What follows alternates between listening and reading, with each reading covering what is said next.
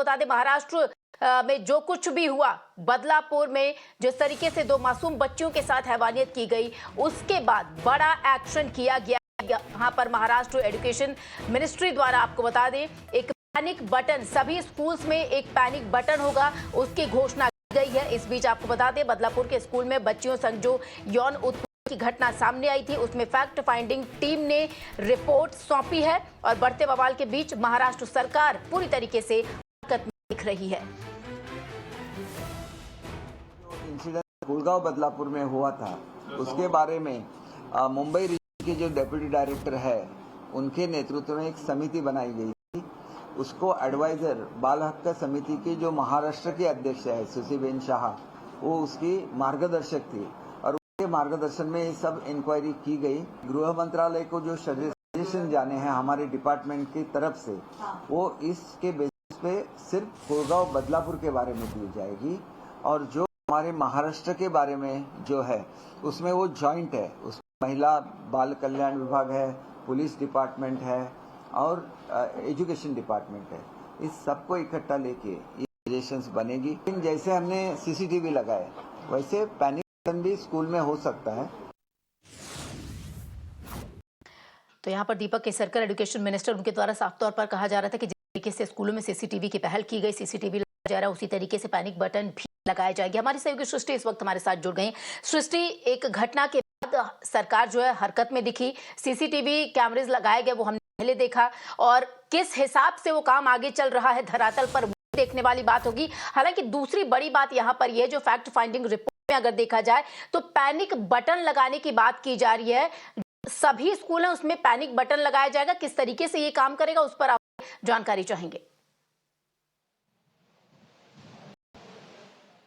जी बिल्कुल, हमारी मौजूदगी अभी मुंबई के एजुकेशन मिनिस्टर के जो ऑफिस है वहीं पे है और अभी जो है फिलहाल मीटिंग चल रही है। 2 मेंबर कमेटी जो है वो जो बनाई गई थी मेडिकल स्कूल एजुकेशन मिनिस्टर के द्वारा, अभी जो है वो मीटिंग कंडक्ट कर है टॉप ऑफिशियल्स के साथ कि कैसे आगे इस चीज को लिया जाए। और बदलापुर इंसिडेंट्स में जो हुआ उसके बारे में जो है वो काफी चर्चाएं हो रही है। थोड़ी देर पहले दीपक केसरकर जो स्कूल एजुकेशन मिनिस्टर है उन्होंने प्रेस कॉन्फ्रेंस लेते हुए कहा कि सीसीटीवी इंस्टॉल कर दिए हैं, बट एक पैनिक बटन की भी उन्होंने चर्चा की। उन्होंने कहा कि एक बेंगलोर की कंपनी है जिनको हमने कहा है कि पैनिक बटन का इंस्टॉलेशन आप करिए और ये अभी डिस्कशन में रहेगा कि वो पर्सनली दिया जाएगा कि नहीं जाएगा हर एक स्टूडेंट को, या फिर वो ऐसी जगहों पे एनालाइज करके लगाया जाएगा जहां पे प्रीवियसली ऐसे कुछ इंसिडेंसेस, जैसे बदलापुर मामले में वॉशरूम में ये इंसिडेंट हुआ था। तो ऐसे कई जगह पे जो है वो पैनिक बटन्स लगाए जाएंगे और ना सिर्फ स्कूल्स में, बट ये भी कहना था कि हम पैनिक बटन्स जो है वो काफी एरियाज में लगाएंगे जहां पे अंधेरा हो सकता है या फिर लड़कियां जहां पे ज्यादातर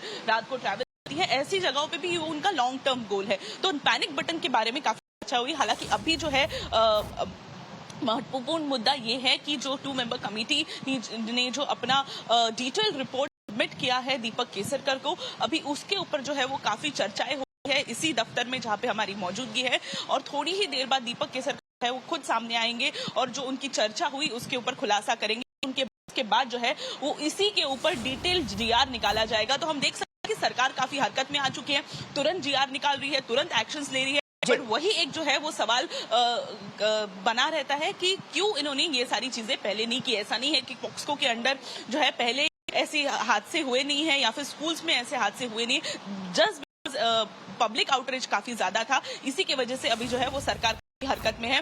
उद्धव ठाकरे ने भी काफी प्रोटेस्ट किया कुछ 2 दिन पहले। उन्होंने यही कहा कि अभी जो है वो शक्ति कायदा का जो है वो इम्प्लीमेंटेशन जल्दी से जल्दी होना चाहिए। अभी दीपक केसरकर ने उसके ऊपर बात करते हुए यही कहा कि शक्ति कायदा के लिए हमें काफी जो है वो डिटेल्ड रिपोर्ट्स लेनी पड़ेगी। अभी जो एग्जिस्टिंग लॉ है उसको कंपेयर करते हुए काफी ज्यादा अमेंडमेंट्स उसमें लाने पड़ेंगे क्योंकि वो सेंट्रल से आता है वो कायदा, तो उसके ऊपर चर्चा हमें करनी पड़ेगी। बट अभी महत्वपूर्ण बात इस समय की यही है कि जो 2 मेंबर कमेटी फॉर्म की थी उसके साथ जो है वो स्कूल एजुकेशन मिनिस्टर महाराष्ट्र के दीपक केसरकर उनकी मीटिंग हुई है और थोड़ी ही देर बाद प्रेस कॉन्फ्रेंस में वो खुलासा करेंगे कि वो क्या क्या मेजर्स ले रहे हैं। सृष्टि, आपका बहुत बहुत शुक्रिया इन तमाम जानकारी के लिए। तो दीपक केसरकर, ये जो आपको बता दें फैक्ट फाइंडिंग रिपोर्ट थी उस पर चर्चा चल रही, क्या तब्दीलियां की जा सकती हैं ताकि आने वाले भविष्य में इस तरीके से स्कूल में ऐसी घिनौनी हरकत जो है वो सामने न आए। लोगों का ये भी कहना है कि जब लोग आक्रोशित हुए, सड़कों पर उतरे, उसके बाद महाराष्ट्र सरकार हरकत में आई।